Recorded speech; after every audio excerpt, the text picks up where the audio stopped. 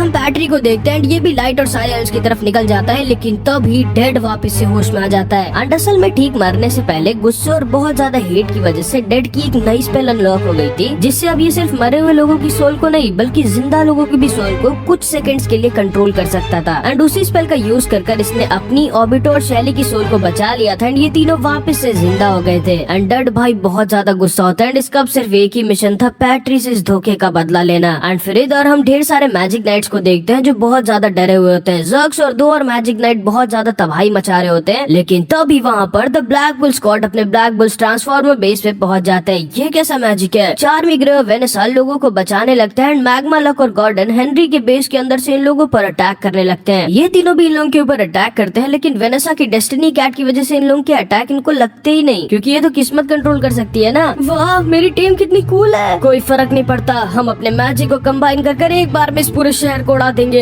And तभी ये सारे लोग एक साथ अपने मैजिक को कंबाइन कर एक बहुत बड़ा ब्लास्ट करने वाले होते हैं, लेकिन तभी ब्लैक बुल्स के बेस से निकल कर आते हैं हमारी आस्था भाई की कैनन बॉल, जो एक ही बार में इन तीनों को सुला देते हैं एंड वापस से ह्यूमन बना देते हैं। एंड भाई ये लोग इस समय साथ में लगभग समझ लो अनस्टॉपेबल होते हैं। एंड तभी वहाँ पर ऑबिटो के टेलीपोर्टेशन मैजिक से ये तीनों भी वहाँ पर आ जाते हैं। ओए ब्लैक बुल्स वालों, अब हमारा मिशन सेम है, क्यों ना तुम हम लोगों से हाथ मिला लो और हम लोग तुम्हें 1 सेकंड में ऑबिटो के मैजिक से रॉयल कैपिटल लेके जा सकते हैं। तुम लोग बाकियों को संभालना और हम लाइट को संभालेंगे। बताओ, हाथ मिला। तो अभी आस्था इसको पकड़ लेता है। तुम ही थे ना जिसने हमारे रॉयल कैपिटल पर अटैक किया था, उसकी सजा तो मिलेगी तुम्हें। ये लड़का पागल है क्या? अभी इन सब का टाइम नहीं है। और हाँ, एक चीज और, हम लोग किसी को मारने नहीं वाले, हम सबको एक साथ मिलके सारे लोगों को बचाना होगा, समझे क्या? बिल्कुल नहीं। ठीक है, मैंने वैसे भी मास्टर लाइट के कहने पर बहुत पाप किए हैं, शायद इससे मैं अपने थोड़े बहुत पाप उतार सकूं। नहीं, मैं नहीं मदद करने वाली, मैं सिर्फ इसलिए लाइट की मदद करती थी क्योंकि वो मुझे जो मन करे वो एक्सपेरिमेंट करने देता था। ठीक है शैली, अगर तुम हमारी मदद करोगी तो बदले में मैं तुम्हें मेरे ऊपर एक्सपेरिमेंट करने दूंगा। क्या सच में आस्था? हाँ, लेकिन दर्द तो नहीं होगा ना? मुझे होगा, बहुत दर्द होगा।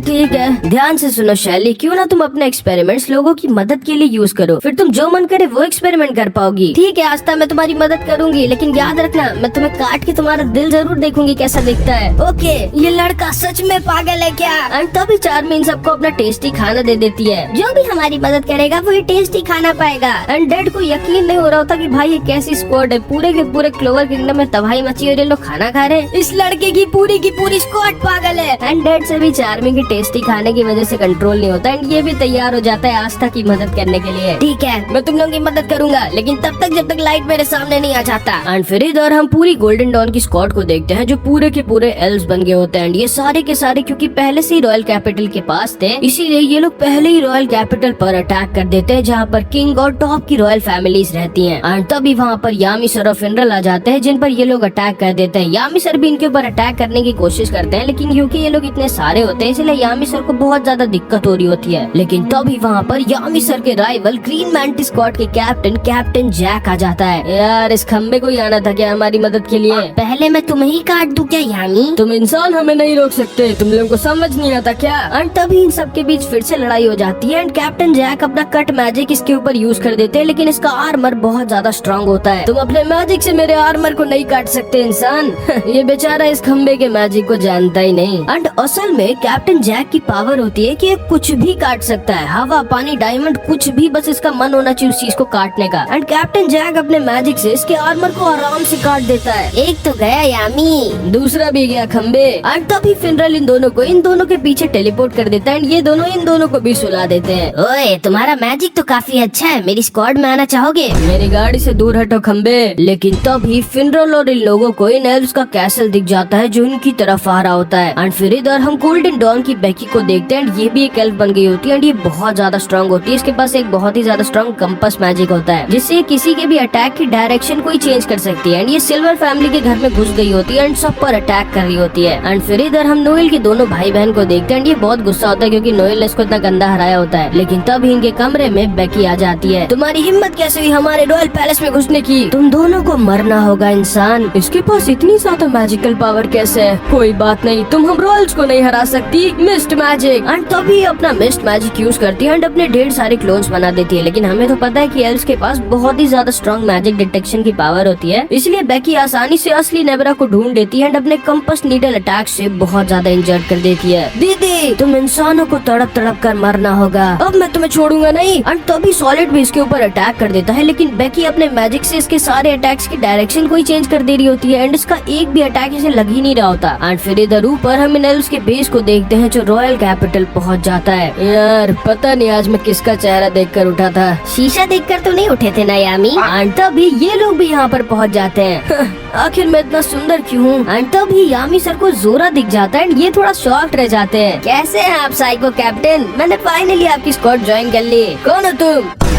बहुत अच्छे, काफी देर लगा दी तुमने गधे। ठीक है हम लोग अंदर जा रहे हैं किंग को बचाने, तुम लोग अपने अपने कैसल को जाके बचाओ, मुझे ऑर्डर मत दो कॉमनर। ओए यामी इस लड़के को मुझे दे दो ना यार। बाढ़ में जाओ। एंड फिर इधर हम इन तीनों को देखते हैं जो सिल्वर फैमिली के कैसल में आ जाते हैं। चारों तरफ लोग मर पे पड़े होते हैं। तुम लोग अपना ध्यान देना ठीक है, मुझे एक काम है। रुको जोरा, जाने दो से नोएल, एक एल्फ हमारे सामने है। एंड तभी इन दोनों के सामने एक एल्फ आ जाता है, लेकिन नोजेल आसानी से इसे अपने मरकरी मैजिक से हरा देता है। एंड ये अपने मैजिक से अपने मरकरी को कुछ भी बना सकते हैं और कैसे भी कंट्रोल कर सकते हैं, इसका मैजिक बहुत स्ट्रांग होता है। एंड फिर इधर हम सॉलिड को देखते हैं जिसका एक भी अटैक बेकी को लग ही नहीं रहा होता। आखिर कैसे? तुम इतनी ज्यादा स्ट्रांग कैसे हो? अब मरो इंसान। एंड तभी बेकी का अटैक इसे लगने वाला होता है, लेकिन तभी नोजेल इसे आकर बचा लेता है। नोएल इसके ऊपर अपने water dragon God attack use कर देती है, लेकिन ये इसके अटैक की भी डायरेक्शन को चेंज कर उसे ऊपर भेज देती है। नेब्रा और सॉलिड नोएल के इतने स्ट्रांग अटैक को देखकर डर जाते हैं। तभी नेब्रा फिर से अपना मिस्ट मैजिक यूज कर देती है एंड इन सब को अपने मिस्ट में छुपा देती है, लेकिन तभी बेकी अपना strongest attack another Atlas use कर देती है एंड ये सारे के सारे अनदर एटलस के रूम के अंदर फंस जाते हैं। एंड इसके मैजिक की वजह से ये लोग अब कुछ भी कर इस रूम से बाहर नहीं निकल सकते थे जब तक ये बेकी को हरा न दे। एंड इस रूम में बेकी के अलावा ये लोग अपना कोई मैजिक अटैक तक यूज नहीं कर सकते, मतलब समझ लो इसका अटैक इतना ज्यादा स्ट्रॉन्ग होता है। एंड आज तक इसके अनदर एटलस अटैक से कोई भी नहीं बचा होता, ये लोग पूरी तरह से घेर लिए गए होते हैं। एंड बेकी चारों तरफ से इनके ऊपर बहुत ज्यादा खतरनाक कंपस नीडल से अटैक कर रही होती है। नोजेल इन सबको किसी तरह अपने मरकरी मैजिक से बचा रहा होता है, लेकिन क्योंकि ये भी ढंग से अपने मैजिक को यूज नहीं कर पा रहा होता है इसलिए ये भी काफी इंजर्ड हो जाता है। आज तुम लोगों का मरना पक्का है इंसानों, क्योंकि कोई भी तुम्हें यहाँ बचाने नहीं आ सकता। लेकिन तभी नोजेल बोलता है तुम शायद जानती नहीं, हम सिल्वर फैमिली को किसी की मदद की जरूरत नहीं। एंड जैसे ही नोएल ये सुनती है इसको इसका पास्ट याद आ जाता है। जैसा कि तुम्हें याद होगा कि नोएल की मम्मी नोएल को जन्म देते वक्त खत्म हो गई थी, इसीलिए ये दोनों इससे बहुत ज्यादा नफरत करते थे और इसे परेशान करते थे, क्योंकि इन्हें लगता था कि इसकी वजह से इनकी मम्मी खत्म हुई है। और ये लोग कभी भी अच्छे से नोएल से पेश नहीं आते थे और इसे अपनी बहन तक नहीं मानते थे। लेकिन आज पहली बार नोजेल ने नोएल को सिल्वर फैमिली का पार्ट बोला था। नोएल अपने अटैक को यूज करने की कोशिश करती है, लेकिन ये भी अपने मैजिक को कंट्रोल नहीं कर पा रही होती। बेकी चारों तरफ से इन लोगों के ऊपर अटैक कर रही होती है। नोजेल का सारा मैजिक इन सबको बचाने में ही लग रहा होता है, लेकिन इसका भी मैजिक धीरे धीरे वीक हो रहा होता है। ऐसे तो हम सब मारे जाएंगे। सही कहा इंसान, तुम सबका मरना आज पक्का है। नोजेल को कुछ भी समझ नहीं आ रहा तो वो क्या करे कि आखिर कैसे वो बेकी के इतने स्ट्रॉन्ग अटैक से इन सबको बचाए। और तभी नोएल सोचती है, सोचो नोएल, अगर आज तो यहाँ पर होता तो वो क्या प्लान बनाता। सोचो, एक ऐसा प्लान सोचो जो आज तक किसी ने न सोचा हो। और तभी नोएल को एक आइडिया आ जाता है, ठीक है अगर मैं अपने मैजिक को कंट्रोल नहीं कर सकती तो मैं नहीं करूंगी अपने मैजिक को कंट्रोल। नोजेल भैया हमें अपने मैजिक से घेर लीजिए। और तभी नोएल पहले की तरह अपने मैजिक को कंट्रोल नहीं करती है, हद से ज्यादा वाटर मैजिक रिलीज करने लगती है, जिससे इस पूरे के पूरे रूम में पानी भर जाता है। ये लोग तो आसानी से सांस ले पा रहे होते हैं, लेकिन बेकी नहीं। एंड नोएल का ये प्लान सक्सेसफुल हो जाता है एंड सांस लेने के लिए बेकी अपने मैजिक को डीएक्टिवेट कर देती है। एंड जैसे ही अपने मैजिक को डीएक्टिवेट करती है, नोजेल एक ही अटैक में इसको सुला देता है एंड अपने ट्रैप मैजिक से बेकी को पकड़ लेता है। ये दोनों एकदम शॉक्ड रह गए होते हैं कि नोएल कितनी पावरफुल और इंटेलिजेंट हो गई है। थैंक यू भैया, आपकी मदद से ही हम लोग इसे हरा पाए। एंड तभी नोजेल नोएल से कहता है, नोएल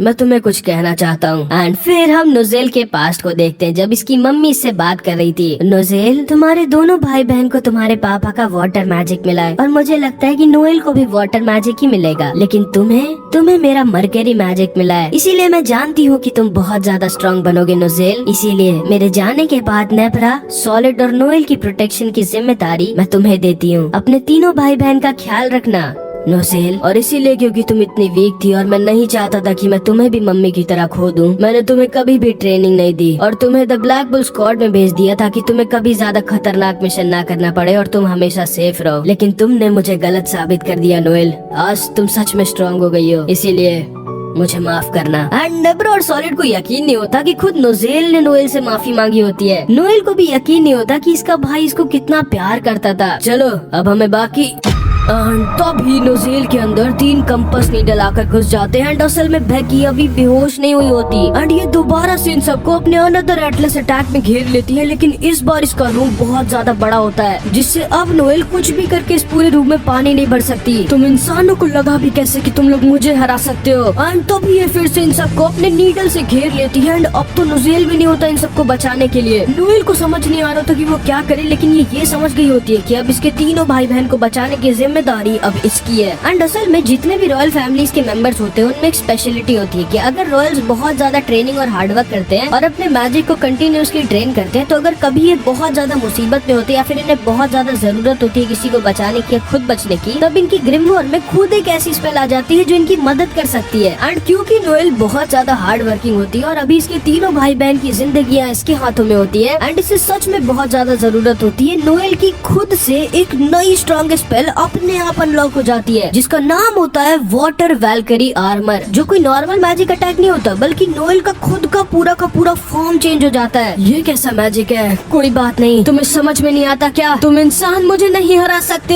एंड बेकी इसके ऊपर फिर से अपने कंपास नीडल से अटैक कर देती है, लेकिन नोएल अपने इस नए फॉर्म में उड़ भी सकती है एंड इसकी स्पीड और रिफ्लेक्स भी हद से ज्यादा फास्ट हो जाते हैं। नोएल आसानी से इसके सारे अटैक्स को डॉज कर दे रही होती है एंड इसकी तरफ बहुत तेजी से आ रही होती है। नोएल एकदम तितलियों की तरह उड़ रही होती है एंड इसको देखकर नोजेल को इसकी मम्मी की याद आ जाती है। तुम्हें तो याद ही होगा कि इनकी मम्मी को लोग the dancing princess of battlefield बुलाते थे, क्योंकि इसकी मम्मी पूरे बैटलफील्ड में ऐसे लड़ती थी और सबको खत्म करती थी जैसे वो नाच रही हो। ठीक वैसे ही जैसे अभी नोएल उड़ रही होती है। नोएल फुल स्पीड में इसके कंपास नीडल्स को काटते हुए इसके पास पहुंच जाती है एंड अपने वाटर स्वॉर्ड से इसके ऊपर अटैक कर देती है। बेकी दोबारा से अपने कंपास मैजिक का यूज करती है, लेकिन ये इस बार एक गलती कर देती है। ये नोएल के अटैक को ऊपर नीचे दाएं बाएं नहीं भेजती बल्कि उल्टा नोएल की तरफ ही डिफ्लेक्ट कर देती है। लेकिन नोएल इस समय इतनी ज्यादा स्ट्रॉन्ग होती है कि ना तो सिर्फ ये खुद के अटैक को उल्टा झेल लेती है बल्कि इसके डायरेक्शन कंपास तक को तोड़ देती है एंड इस बार बेकी को अपने अटैक से पूरी तरह से सुला देती है, जिसकी वजह से इसका अनदर एटलस अटैक गायब हो जाता है एंड ये चारों लोग बच जाते हैं। लेकिन तभी 6 और एल्स वहाँ पर आ जाते हैं और इन सबको घेर लेते हैं। तुम इंसानों की हिम्मत कैसे हुई बेकी की ये हालत करने की? एंड तभी ये एल्स सॉलिड और नेब्रा के ऊपर एक बहुत ही फास्ट फायर अटैक यूज कर देता है, जिसे नोएल सही टाइम पर नहीं रोक सकती थी भैया। लेकिन तभी सॉलिड के पीछे एक मैजिक ट्रैप खुलता है जो इसके अटैक को एब्जॉर्ब करके वापस इसी की तरफ 10 गुना ज्यादा स्ट्रॉन्ग और फास्ट कर भेज देता है। भाई तुम लोग समझ गए होगी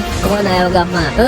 जाओ इन सबको हील करो। हाँ, मैं एक नोबल हूँ, तुम मुझे ऐसे ट्रीट नहीं कर सकते। ठीक है चलो फिर मैं तुम्हें वापस छोड़ के आ जाता हूँ जहाँ से मैं तुम्हें बचा के लाया हूँ। ठीक है अभी करता हूँ। एंड नोजेल भी उठ जाता है एंड अपने मरकरी मैजिक से अपने वुंड्स को ब्लॉक कर देता है एंड ये तीनों की तीनों तैयार होते हैं इतने सारे एल्स से लड़ने के लिए। नोएल इन पांचों की तरफ उड़ जाती है। नोजेल अपने मैजिक से इसको प्रोटेक्ट करता है और 2 लोगों को पकड़ लेता है। नोएल की स्पीड बहुत ज्यादा फास्ट होती है, इसलिए लोगों का अटैक इससे लग ही नहीं रहा होता। एंड जैसे ये लोग नोएल के पीछे जाने लगते हैं तभी जोरा अपने ट्रैप मैजिक से लोगों को पकड़ लेता है। तभी ये दोनों अपना स्ट्रॉन्गेस्ट अटैक यूज कर देते हैं एंड जोरा अपने ट्रैप स्पेल से इनके अटैक्स को एब्जॉर्ब करके उन्हें 10 गुना ज्यादा स्ट्रॉन्गर फास्ट करके इन लोगों की तरफ भेज देता है एंड ये तीनों मिलके इतने सारे एल्स की अकेले बैंड बजा देते हैं। एंड फिर इधर हम किर्च, मिमोसा और एन को देखते हैं जो वर्मिलियन के कैसल में होते हैं, जो अपने मैजिक को एक साथ कंबाइन कर वर्मिलियन के कैसल से सारे लोगों को बचा रहे होते हैं। लेकिन तभी इनके पास डेविड आ जाता है। चिंता मत करो, मैं यहाँ तुम लोगों को खत्म करने नहीं आया हूँ, क्योंकि तुम सारे लोग खुद ही थोड़ी देर में खत्म होने वाले हो। क्या कहना चाहते हो तुम? शायद तुम लोगों को पता नहीं होगा, लेकिन अभी यहाँ पर एक ऐसा कोई आ रहा है जो अकेले तुम सब इंसानों को आसानी से खत्म करने की ताकत रखता है। एंड फिर इधर हम देखते हैं किंग के सामने खड़ा होता है लांगरिस। लांगरिस के पापा मम्मी इसे रोकने की कोशिश कर रहे होते हैं, लेकिन लांगरिस तो अभी अपनी बॉडी को कंट्रोल कर ही नहीं रहा था। ये तो अपनी बॉडी के अंदर सो रहा होता है, इसीलिए उल्टा अपने मम्मी पापा पर ही अटैक कर देता है एंड किंग को खत्म करने वाला होता है। तुम्हारी हिम्मत कैसे हुई मेरे कैसल में घुसने की?